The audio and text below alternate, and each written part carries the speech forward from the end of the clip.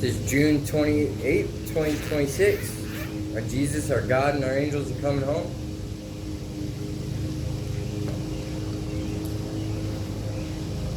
Prophet 1 Samuel 12.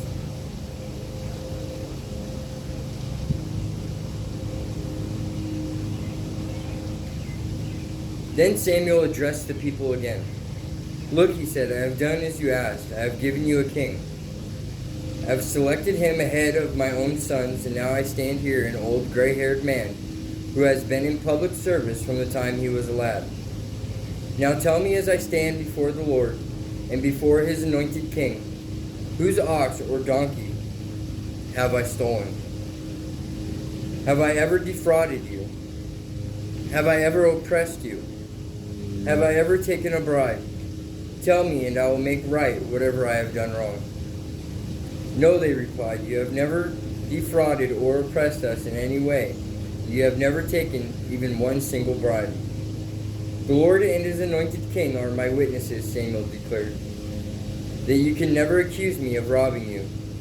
Yes, it is true, they replied. It was the Lord who appointed Moses and Aaron, Samuel continued. He brought your ancestors out of the land of Egypt. Now stand here quietly before the Lord, as I remind you of all the good things he has done for you and for your ancestors. When the Israelites were in Egypt and cried out to the Lord, he sent Moses and Aaron to bring them into this land. But they soon forgot about the Lord their God, so he let them be conquered by Sisera, the general of King Hazor's army, and by the Philistines and the king of Moab. Then they cried to the Lord again and confessed that they had sinned by turning away from him and worshiping the Baal and Ashtoreth idols. And they pleaded, we will worship you and you alone, if you will only rescue us from our enemies. Then the Lord sent Gideon, Barak, Jephthah, and Samuel to save you, and you lived in safety. But when you were afraid of Nahash, the king of Ammon, you came to me and said that you wanted a king to reign over you. But the Lord your God was already your king, for he has always been your king. All right, here is the king you have chosen. Look him over. You have asked for him, and the Lord has answered your request. Now if you will fear and worship the Lord and listen to his commandments and not rebel against the Lord, and if both you and your king follow the Lord your God, then all will be well. But if you rebel against the Lord's commandments and refuse to listen to him, then his hand will be as heavy upon you as it was upon your ancestors. Now watch as the Lord does great miracles.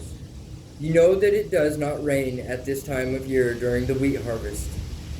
I will pray for the Lord to send thunder and rain today, so that you will realize the extent of your wickedness in asking for a king. So Samuel called to the Lord, and the Lord sent thunder and rain. And all the people were very, very much afraid of the Lord and of Samuel. Pray for us, lest we die, they cried out to Samuel. For now we have added to all our other sins by asking for a king. Don't be frightened, Samuel reassured them. You have certainly done wrong. But make sure now that you worship the Lord with true enthusiasm, and that you don't turn your back on him in any way. Other gods can't help you. The Lord will not abandon his chosen people, for that would dishonor his great name. He made you a special nation for himself, just because he wanted to. As for me, far be it from me that I should sin against the Lord by ending my prayers for you. And I will continue to teach you those things which are good and right. Trust the Lord and sincerely worship him. Think of all the tremendous things he has done for you. But if you continue to sin, you and your king will be destroyed.